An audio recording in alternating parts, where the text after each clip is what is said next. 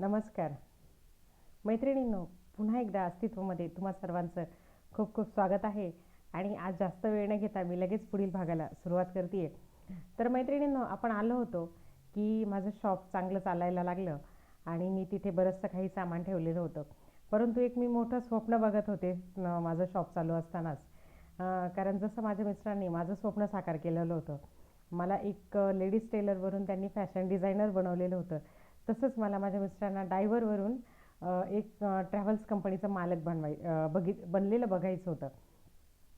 माझं रोजचं स्वप्न तेच असायचं. त्या दिशेने मी वाटचाल करायला सुरुवात केली.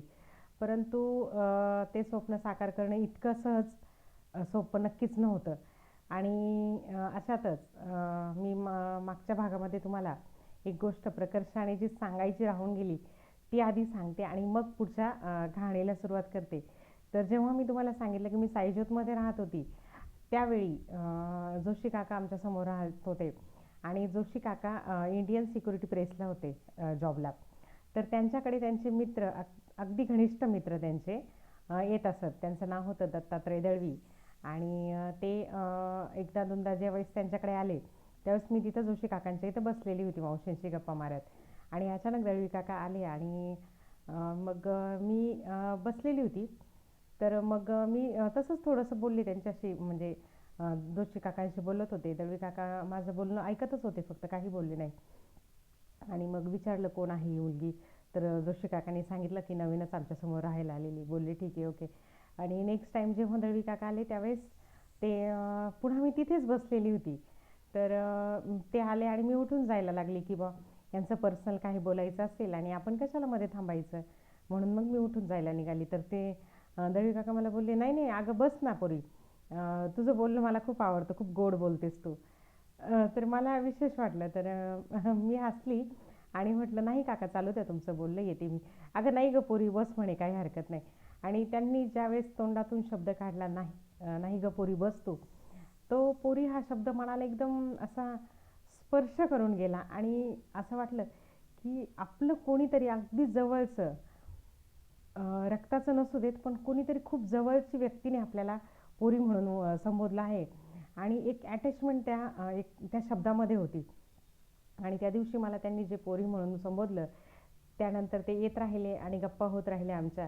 जोशी काकांकडे नेहमी नेहमी दळवी काका यायला लागले आणि आमचं त्यांच्याशी खूप छान घनिष्ठ नातं निर्माण झालं. आणि त्यांनी पहिल्या दिवशी मला जी पोरी म्हणून जी हाक मारलेली होती, ती हाक आजपर्यंत त्यांनी शाबूत ठेवलेली आहे. ती फक्त हाक नव्हती तर ती साथसुद्धा होती. आणि त्यांनी मनापासून मला पोरी हाक मारली आणि मनापासून मला पोरगी मानलं, म्हणजेच मुलगी मानलं. आणि तिथून पुढे आमचा प्रवास सुरू झाला मुलीचा आणि आईवडिलांचा. म्हणजे त्यांनी मला मानसकन्याच मानलं त्यांची. आणि त्यांना 3 मुले आणि 3 मुलांपैकी त्यांना 3 मुलांच्या पाठीवर त्यांना मुलगी नव्हती आणि त्यांना मुलीची खूप हौस होती. तर त्यांना ती जी त्यांची मुलगी माझ्यात दिसू लागली आणि मग त्यांचे आणि आमचे संबंध खूपच वाढत गेले. आणि फक्त त्यांनी तोंडानेच मुलगी बोलले नाही, तर त्यांनी मला मुलीचं प्रेमसुद्धा दिलं. आणि तिथून पुढे प्रत्येक रक्षाबंधनला आणि दिवाळीला मी त्यांच्याकडे जायला लागली, मुलांना ओवाळायला लागली. परंतु नंतर नंतर इतकं नातं घनिष्ठ झालं की माझ्या रक्ताच्या नात्यापेक्षाही मला जास्त प्रेम त्या घरामध्ये मिळालं. आणि आज जवळजवळ 10 वर्ष झाली असतील. 10 वर्षापासून हे नातं, 10 नाही, साधारण 12 ते 13 वर्ष झाले असतील. आणि हे नातं आजही टिकून आहे. आजही मी त्यांची मानसकन्या आहे आणि माझ्यावर अतिशय प्रेम करणारी फॅमिली मला त्यांच्या रूपाने त्या दिवशी मिळाली होती. ही गोष्ट मी पुढे सांगणार होती तुम्हाला, पण ओघाने ती आता आली आहे. आणि मी जसं सांगितलं तुम्हाला की मी माझ्या मिस्टरांसाठी एक स्वप्न बघत होती आणि ते स्वप्न पूर्ण करण्याची वेळ आता येऊ लागली होती जवळजवळ. तर आमच्या तिथे झोपे किराणा वाले जे होते, ज्यांनी आम्हाला घर मिळवून दिलं होतं, भाड्याने का होत नाही, तर त्यांनी मला एक दिवस सांगितलं की बहिणी तुमचा व्यवसाय खूप छान चालायला लागला आणि तुम्ही आता ITR भरत चला, म्हणजे इन्कम टॅक्स भरत चला. तर इन्कम टॅक्स शब्द हा माझ्यासाठी त्यावेळेस खूप मोठा होता. मी बोलले इन्कम टॅक्स भरायचं हे मोठ्या लोकांचं काम झालं, माझा छोटासा व्यवसाय, मी काय इन्कम टॅक्स भरू. तर त्यांनी बोलले की नाही तुम्ही इन्कम टॅक्स भरा, म्हणजे भविष्यात तुम्हाला जर काही लोन वगैरे घ्यायचं असेल तर ते तुम्हाला नक्कीच फायदेशीर ठरेल. तर मग तुम्ही इन्कम टॅक्स भरायला सुरुवात करा. त्यांनी मला त्यांचे गोसावी म्हणून होते CA, त्यांच्याकडे नेलं आणि मग आम्ही त्यांच्याकडे इन्कम टॅक्स भरायला लागलो. 2 वर्ष आम्ही सलग इन्कम टॅक्स भरला आणि 3ऱ्या वर्षाचा मग मला ज्यावेळेस त्यांनी सांगितलेले शब्द आठवले की तुम्ही लोन करू शकता, तर मी एक दिवस सहज माझ्या मिस्टरांना काय बोलली की आपण स्वतःची कार घेऊया आणि टुरिस्टच घेऊया तुमच्यासाठी, आणि तुम्ही जे दुसरीकडे जॉब करता तर आपण स्वतःची ट्रॅव्हल्स कंपनी खोलूया. तर ते बोलले वेडी आहेस तू. म्हटलं का? अगं इतकं सोपं नसतं बोलले. म्हटलं नाही, आपण करूया. बोलले कर तुला काय करायचं ते. मग माझी त्या दिशेने वाटचाल चालू झाली. मी या नाही त्या बँकेत गेली. माझं ज्या बँकेमध्ये अकाउंट होतं, व्यापारी सहकारी बँक, त्या बँकेमध्ये पण गेली. तिथं माझं ट्रान्झॅक्शन तोपर्यंत खूप छान झालेलं होतं. मग मी तिथं तिथल्या एम्प्लॉईजशी बोलली की मला लोन वगैरे करायचं आहे. तर बोलले तुमचं स्वतःचं घर आहे का? म्हटलं नाही आहे. तर बोलले घर नाही आहे तर मग दुसरं काय आहे की जे तुम्ही तारण ठेवू शकता? तर मी बोलले माझ्याकडे काहीच नाही आहे तारण ठेवायला. बोलले दागिने? म्हटलं दागिने आहेत पण इतके नाही, 1-2 तोळा असतील जास्तीत जास्त, आणि त्यावेळेस सोन्याचा भाव पण कमी होता. मग तुम्हाला लोन पास होणं शक्य नाही. तुम्हाला 2 गॅरंटर द्यावं लागतील. म्हटलं गॅरंटर देईल ना, माझे वडीलच आहेत म्हणजे दत्तात्रय दळवी यांचं मी नाव घेतलं त्या ठिकाणी की माझे वडील मला, आणि मी तुम्हाला यापुढे जेव्हा जेव्हा वडील हे सांगेल त्यावेळेस मी मानलेले वडील असं म्हणणार नाही, कारण मानलेले वडील म्हणून मला आमच्यातला जे नातं आहे त्याला दुरावा निर्माण नाही करू द्यायचं आहे. मला ते घट्ट नातं आहे ते घट्टच ठेवायचं आहे. तर त्यामुळे मी यापुढे जेव्हा केव्हा वडील असा उल्लेख करेल तर तो फक्त वडील म्हणूनच करेल. तर मग मी म्हटलं की हो माझे वडील होतील मला गॅरंटर. जोशी काका पण गॅरंटर होण्यासाठी तयार झाले होते, परंतु लोन माझं काही पास व्हायला तयार नव्हतं. तर ते बोलले नाही, इतके इतके प्रॉब्लेम्स असतील तितकं असेल, तुमच्याकडे स्वतःचं घर नाही आहे, स्वतःचं 4 व्हीलर नाही आहे.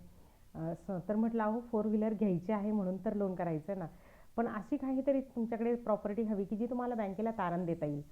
तर म्हटलं नाही, अशी प्रॉपर्टी माझ्याकडे नाही आहे, परंतु मला सुरुवात करायची आहे आणि सुरुवातीलाच जर मला अशा अडचणी आल्या तर माझी प्रॉपर्टी कशी तयार होणार? आज मला तुम्ही कारसाठी लोन देत नाही आहे, उद्या घरासाठी कसं काय लोन देणार? तर बोलले की मॅडम बँकेचे पण काहीतरी रूल्स असतात. म्हटलं ठीक आहे. त्यावेळेस मुठा साहेब मॅनेजर होते आणि ते पण माझ्या वडिलांच्या वयाचे होते. तर मी त्यांच्याकडे गेले आणि सांगितलं असं असं आहे आणि सर तुम्ही मला मदत करा मला लोन पास करण्यासाठी. तर बोलले ठीक आहे, तू प्रयत्न तर कर, सगळे डॉक्युमेंट तर गोळा कर. मी सगळे डॉक्युमेंट, बाकीचे डॉक्युमेंट काय लागत होते, ITR लागत होतात. तर आम्ही 3ऱ्या वर्षाचा जो ITR आहे, इन्कम टॅक्स आहे, तो ॲडव्हान्समध्येच आधीच भरला आणि 3 वर्षाचा त्यांना ITR लागत होता. मी तो त्यांना क्लिअर करून दिला. परंतु गॅरंटरचा तर नव्हता काही इश्यू, परंतु ट्रान्झॅक्शन आणि स्थायी मालमत्तेचा खूप इश्यू झाला. तर मग माझ्या वडिलांनी सांगितलं की माझ्या जमिनीचा एक तुकडा मी तुझ्या नावावर करून देतो आणि मग त्यांना सांग की माझं लोन पास करा. परंतु माझे मिस्टर बोलले नाही, ऊस गोड लागला तर तो मुळासकट खायचा नसतो. तर तू काही असं करू नको, तुला जमलं तर घे, नाही तर गाडी घेऊ नको, माझी नोकरी बरी आणि मी बरा. परंतु मी आशा कधी आशा सोडेल असं होणार नाही. आणि माझ्या मनातली जी इच्छा होती की नाही आपल्याला आपल्या मिस्टरांना मतलब कार घेऊन द्यायची आणि ट्रॅव्हल्स कंपनीचा मालक करायचंच आहे. त्यांना मला ॲज अ ड्रायव्हर नाही बघायचं होतं, मला त्यांना ॲज अ मालक बघायचं होतं. म्हणून मग माझी त्याच दिशेने वाटचाल चालू झाली. मग मी मोठा सर मला नाही बोलले की नाही मिळू शकत बेटा तुला लोन, ते पण मला एकदम मुलीसारखं संबोधायला लागले आणि बोलले नाही मिळणार बाळा तुला लोन. म्हटलं ठीक आहे. मी खूप हताश झाले आणि त्या दिवशी पुन्हा शॉपवर गेली दुपारी. परंतु एखादी गोष्ट आपल्याकडे चालून येते म्हणता ना, तशातलं माझ्याबरोबर झालं. माझ्या दुकानसमोर मी उभी होती, काउंटरसमोर उभी होती आणि समोरून माझं जे शॉप आहे ते अतिशय रस्त्यावर होतं त्यावेळेस. आणि मग समोरून आमच्याच बिल्डिंगमधला विशाल चौधरी नावाचा मुलगा, जो फायनान्स कंपनीमध्ये AU फायनान्समध्ये तो त्यावेळेस जॉबला होता आणि तो समोरून चालला होता. तर तो चालला होता परंतु त्याला काहीतरी फोन आला म्हणून तो फोनवर बोलण्यासाठी तिथं उभा राहिला आणि मग माझी नजर त्याच्यावर पडली की विशाल आहे हा तर. आणि मग अचानक मी त्याला आवाज दिला, विशाल. तर त्याने मला खुणवलं की मी फोनवर बोलतोय, झालं की येतो. मग त्याचं फोनवर बोलणं झालं आणि मग तो आला, बोलला काय हो वहिनी? तर म्हटलं विशाल मला टुरिस्ट गाडी घ्यायची आणि मला लोन हवं आहे, परंतु व्यापारी बँक मला लोन देत नाही आहे. तर बोलला ठीक आहे, मग काय म्हणणं आहे तुमचं? म्हटलं आपण फायनान्स केलं तर? बोलला केलं तर हरकत नाही, पण वहिनी फायनान्स खूप तुम्हाला महाग जाईल हो. बँकांचं लोन तुम्हाला परवडेल, पण फायनान्स कंपनीचं लोन तुम्हाला परवडणार नाही. ती गाडी तुम्हाला दुप्पट रेटमध्ये जाईल. म्हटलं जे होईल ते होईल, मला त्याच्याशी घेणं नाही, पण मला लोन पास करून पाहिजे नाही. बोलला ठीक आहे, बघूया, हरकत नाही, आपण प्रयत्न करायला काय हरकत आहे. मी त्याच्याकडे माझी ITRची फाईल दिली, जे काही डॉक्युमेंट त्याने मागितले ते दिले आणि त्याने ती फाईल त्यांच्या फायनान्सला टाकली. फाईल टाकल्यानंतर 8-10 दिवस गेले, तोपर्यंत काहीच तिकडनं मला रिस्पॉन्स मिळाला नाही. नंतर मग एक दिवस तो आला आणि बोलला की वहिनी थोडं कठीण आहे हो तुमच्या नावावर लोन होणं. दाखवणार काय, तुमचा बिझनेस काय दाखवणार. तुमचं हे टेलरिंगचं दुकान आहे ते पण रेंटनी आहे, ते पण तुमचं स्वतःचं नाही, आणि त्याच्या बेसवर इतकं मोठं लोन होणं थोडंसं मुश्किल दिसतं. त्याला म्हटलं बघ प्रयत्न तर कर तू. मग त्याने खरंच प्रयत्नांची पराकाष्ठा केली आणि माझ्यासाठी त्याने ए फायनान्सचं लोन सँक्शन केलं. आणि ज्या दिवशी मला फोन आला त्याचा की वहिनी तुमचं लोन सँक्शन झालं आहे, त्या दिवशी माझा आनंद आहे जो गगनातसुद्धा मावत नव्हता. परंतु लोन तर सँक्शन झालं, परंतु जी डाऊन पेमेंट भरण्याची जी अमाऊंट असते ती अमाऊंट माझ्याकडे पुरेशी नव्हती. माझ्याकडे फक्त 50,000 रुपये होते आणि 50,000 रुपयामध्ये डाऊन पेमेंट होणार नव्हतं पूर्ण. मग आता काय करायचं, पुन्हा एकदा प्रश्न निर्माण झाला. 50,000 रुपये होते म्हणजे ते मी दागिने मोडून 50,000 रुपये तयार करणार होते. मग आता पुढच्या पैशांचं करायचं काय. आणि मग आम्ही आधी ठरवलं होतं की आपण टाटा इंडिका घेऊया. त्यावेळेस इंडिका कार ह्या ट्रॅव्हल्समध्ये खूप जास्त चालायच्या, म्हणून आम्ही इंडिका घ्यायचं ठरवलं होतं. परंतु मग अडचण तीच आली की आता डाऊन पेमेंट भरायला, लोन तर सँक्शन झालं. मिस्टर घरी आले संध्याकाळी बुकिंगवरून आणि त्यांना ड्युटीवरून, त्यांना सांगितलं की अहो आपलं लोन पास झालं. तर त्यांना आधी खरंच नाही वाटलं. ते बोलले हो पण काही पण सांगते. म्हटलं नाही अहो खरंच लोन पास झालं आहे. दुपारीच विशालचा फोन आला होता आणि विशालने सांगितलं की तुमचं लोन पास झालेलं आहे, सँक्शन झालं आहे बॉ असं. बोलले अरे वा चांगली गोष्ट आहे. मग मग माझ्या मिस्टरांनी थोडंसं मनावर घेतलं. तोपर्यंत त्यांनी ना एक दिवस सुट्टी घेतली, ना माझ्याबरोबर कुठल्या बँकेत आले, ना फायनान्स कंपनीमध्ये आले, ना काहीच नाही. कुठेच ते माझ्याबरोबर यायला तयार नव्हते, कारण त्यांना माहीत होतं लोन पास होणारच नाही आहे यायचं. मग पुन्हा यांचे एक मित्र पाटील साहेब भेटले आणि त्यांनी सांगितलं की पिंटू पाटील म्हणतात त्यांना सगळे. तर ते बोलले की तुम्ही एक काम का नाही करत, तुम्ही जर ही गाडी घेतायत, टाटा इंडिकाच घेताय, तर मी पाहिजे तर 20-25 हजार रुपये तुम्हाला मदत करतो. तुम्ही टाटा इंडिका न घेता तुम्ही एक लोगान घ्या. लोगान खूप चांगली गाडी महिंद्राची. तर आम्ही म्हटलं ठीक आहे चालेल हरकत नाही, परंतु मग तुमचे पैसे द्यायचे कसे. तर बोलले काय हरकत नाही, ते पैसे देता येईल, तुम्ही नंतर कसं कमवून द्याल मला. तर बोललो ठीक आहे काय हरकत नाही. आणि मग नंतर माझ्या वडिलांनी ज्यावेळेस सांगितलं की आम्ही टाटा इंडिका घेतो, तर त्यांनी पण विरोध केला. ते बोलले नाही टाटा इंडिका घेऊ नको, मी 50,000 रुपयाची तुला मदत करतो आणि तू त्यानंतर तू लोगान वगैरे कोणती तरी अशी गाडी चूज कर. मग माझ्या वडिलांनी आम्ही महिंद्रा कंपनीमध्ये गेलो शोरूममध्ये, आणि महिंद्राच्या शोरूमला गेल्यानंतर आम्ही तिथे ती गाडी बघितली, गाडी चॉईस केली. तिथे अर्चना सिंग मॅम होत्या, त्यांनी आम्हाला भरपूर मदत केली, म्हणजे सगळे डॉक्युमेंट वगैरे करण्यासाठी. आणि नंतर मग आमच्या प्रयत्नांना यश आलं आणि फायनली आम्ही ती गाडी घरी घेऊन आलो. तर गाडी घेऊन येता आम्ही पेढ्यांचा बॉक्स घेतला आणि महिंद्रा कंपनीतून येत, आणि माझ्या मिस्टरांची जी स्टेटस कार रेंटल ही कंपनी होती तिथं ते जॉबला होते, त्या कंपनीमध्ये पेढे घेऊन गेलो आणि मॅडमला पेढा दिला. आणि त्या दिवशी त्यांनी सांगितलं की मॅम मी उद्यापासून जॉबवर येणार नाही, मी स्वतःची कार घेतलेली आहे आणि आता यापुढे मी स्वतःचा बिझनेस करणार आहे. तर मॅडमला आनंद तर झालाच होता, पण त्यांना थोडंसं नॉर्मली दुःख झालं की खूप वर्षाचा हा माझा एम्प्लॉई होता आणि खूप चांगला एम्प्लॉई होता, आणि आज अचानक पेढे घेऊन माझ्या दारात आले. तर त्यांना आनंद आणि दुःख हे दोन्ही एकाच वेळी झालेलं होतं की एम्प्लॉईने प्रगती केली याचा आनंदही होता, आणि एम्प्लॉई सोडून जाणार आहे आपली कंपनी याचं थोडंसं मनात दुःखही होतं. तरी त्यांना बेस्ट ऑफ लक दिलं आणि सांगितलं की जा बेटा अच्छे से बिझनेस करना. आणि मग आम्ही घरी घेऊन आलो. माझ्या वडिलांच्या मळ्यात गाडी नेली, तिथं ब्राह्मणाला बोलून त्या गाडीची विधिवत पूजा करण्यात आली. जोशी काकांनी पण त्याची पूजा केली. बिल्डिंगमध्ये सगळीच्या सगळी लोक खाली आले आणि सगळ्यांनी त्या गाडीची पूजा केली, आणि मनापासून आनंद झालेला होता. खूप अतिशय भयंकर आनंद झालेला होता की आपण स्वतःच्या हिमतीने पहिली कार घेतली आहे, आणि ती कारसुद्धा फक्त फिरण्यासाठी नव्हती, तर ती माझी ट्रॅव्हल्स कार होती, आणि माझ्या आयुष्यातलं ते पहिलं लोन सँक्शन झालेलं होतं माझ्या नावावर. ती कारसुद्धा माझ्याच नावावर घेण्यात आली होती, आणि माझ्या सुईदोऱ्याची ताकद होती ती ती ताकद माझ्या सुईदोऱ्याची होती. तर मैत्रिणींनो, सुईदोरा साधा समजू नका किंवा सुईदोऱ्याला तुच्छ समजू नका, किंवा पुरुषांनी सुद्धा सुईदोऱ्याला खूप कमकुवत समजायची गरज नाही आहे. हा सुईदोरा खूप काही करून दाखवतो. तसंच त्या सुईदोऱ्याने मला माझ्या आयुष्यातली पहिली कार माझी मिळवून दिली होती त्या बिझनेसवर माझ्या. आणि दुसऱ्या दिवशी मग मी व्यापारी बँकेत पुन्हा पेढे घेऊन गेली आणि मॅनेजरच्या केबिनमध्ये गेली आणि त्यांच्यासमोर पेढ्यांचा बॉक्स ठेवला आणि म्हटलं, काका पेढा घ्या. तर तेवढ्यात तिथे दुसरे त्यांचे जे एम्प्लॉई होते मॅनेजर, तर ते आले आणि बोलले की कदम मॅडम कसले पेढे वाटताय. तर मुठाळ सरांना काहीही न सांगता सगळं समजलेलं होतं आणि मुठाळ सरांनी सांगितलं की कदम मॅडमनी स्वतःची कार घेतलेली आहे आणि त्याचे हे पेढे असतील, असं मला 100% खात्री वाटते म्हणे. तर मी सांगितलं, हो, मी काही बोलायच्या आतच तुम्हाला सगळं समजलं, त्यातच धन्यता आहे. आणि त्यांनी माझं खूप अभिनंदन केलं आणि बँकेत मी सगळ्यांना पेढे वाटले की चला ठीक आहे, व्यापारी बँकेने नाही मला कार दिली, परंतु मी AU फायनान्सकडून का होत नाही, पण मी कार घेतली. आणि माझी इतकी बिकट परिस्थिती असताना, किंवा बिकट परिस्थिती म्हणजेच की माझ्याकडे कुठल्याच प्रकारची मालमत्ता त्यावेळेस नव्हती की जी मी तारण ठेवू शकेल आणि गाडी घेऊ शकेल, तरीसुद्धा माझ्याकडे कार आली. त्या गोष्टीचा मला भयंकर आनंद झालेला होता. बँकेत सगळ्यांनी माझं खूप अभिनंदन केलं आणि मुठाळ सर जे होते, माझ्या वडिलांसारखेच होते ते, त्यांनीसुद्धा माझी पाठ थोपटली आणि सांगितलं, बेटा तू करून दाखवलंस. आणि खरंच मी त्यावेळेस करून दाखवलं होतं. माझ्या मिस्टरांनासुद्धा खूप आनंद झाला. त्यांनी तोपर्यंत ड्युटी सोडलेली नव्हती. ज्या दिवशी आम्ही गाडी घेऊन आलो त्या दिवशी आम्ही गाडीचे पेढे कंपनीत द्यायला गेलो आणि त्या दिवशी त्यांनी सांगितलं की मॅम मी उद्यापासून जॉबवर येणार नाही आहे. तोपर्यंत त्यांनी आदल्या दिवशीपर्यंत त्यांची ड्युटी केली.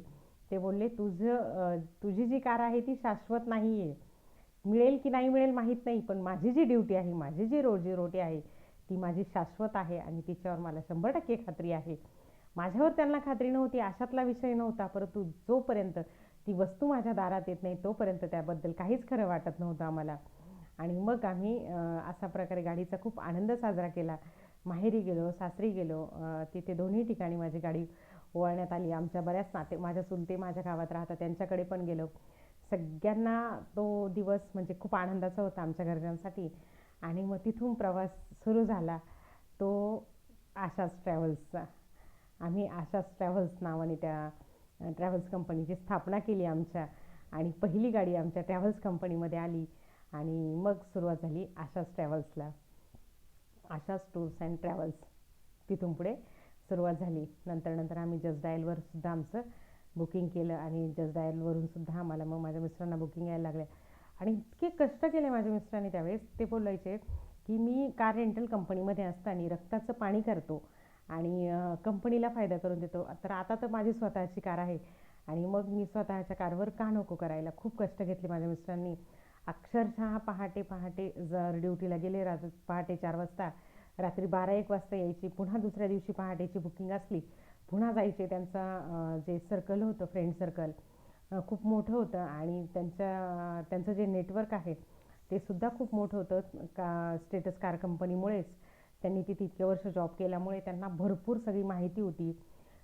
किती किलोमीटरनी गाडी द्यायची, कशा रेटनी द्यायची, कशी द्यायची, कसं ॲव्हरेज जास्त गाडी देईल आपल्याला आणि आपल्याला कसं जास्तीत जास्त प्रॉफिट भेटेल, हे त्यांना कुणाकडून शिकण्याची गरज नव्हती, कारण त्यांच्यात ते भिनलेलं होतं. कारण त्यांनी जवळजवळ 10 ते 15 वर्ष त्या कंपनीमध्ये जॉब केलेलं होतं. त्याच्यामुळे ते खूप त्यांना ते परिपक्व त्या कामामध्ये झालेले होते. आणि असं करून मग आमचा जो आशाच ट्रॅव्हल्सचा प्रवास सुरू झाला. तो विशूज फॅशन डिझायनर या नावाने जे माझं पहिलं शॉप होतं ते शॉप आणि आशाच ट्रॅव्हल्स ही दोन्ही समांतर चालू लागले. आशा फॅशनचं तोपर्यंत काहीच नाव नव्हतं. आशा फॅशन वर्ड हे खूप नंतर आलं, त्याची कहाणी मी पण तुम्हाला सांगणार आहे. परंतु विशूज फॅशन डिझायनर, विशूज नावामध्ये वैष्णवीचा व होता, आशाचा श होता आणि सूरजचा ज होता, म्हणून आम्ही विशूज फॅशन डिझायनर. आम्ही वैष्णवीला विशू म्हणतो घरात आणि विशूज म्हणजेच विशूचं असं त्या फॅशन डिझायनिंगचं आम्ही माझ्या शॉपचं पहिले नाव ठेवलेलं होतं. पण माझे मिस्टर बोलले की कार रेंटल कंपनीचं नाव मला तुझ्या नावावर ठेवायचं आहे आणि आशाच टूर्स अँड ट्रॅव्हल्स त्याचं नाव राहील, कारण ही जी सगळी मेहनत आहे ही तुझी आहे, ही गाडी पण तुझी आहे आणि ही मेहनत पण तुझी आहे, त्यामुळे नावसुद्धा मला तुझंच द्यायचं आहे आणि म्हणून माझ्या मिस्टरांनी माझं नाव त्या ट्रॅव्हल्स कंपनीला दिलं आणि मग आमची सुरुवात तिथं झाली. ते मला नेहमी बोलतात की माझ्यासाठी तू खूप लकी आहेस. आहे की नाही माहीत नाही, परंतु त्यांना असं वाटतं की त्यांच्यासाठी मी खूप लकी आहे आणि मी ज्या बिझनेसमध्ये हात घालेल त्यांना माहिती आहे तो बिझनेस सक्सेसच होणार, ही 100% त्यांना खात्री असते. म्हणून ते प्रत्येक गोष्टीची सुरुवात माझ्या नावाने करतात. तर मग अशाप्रमाणे आमचा विशूज फॅशन डिझायनिंग आणि आशाच टूर्स अँड ट्रॅव्हल्स हा प्रवास आमचा हळूहळू पुढे चालू लागला. तर पुढे काय झालं, पुढे मी किती गाड्या घेतल्या, पुढे काय केलं, काय नाही झालं, माझ्या आयुष्याचा प्रवास पुढे पुढे कसा गेला, हे आपण बघणार आहोत पुढील भागात. तोपर्यंत नमस्कार.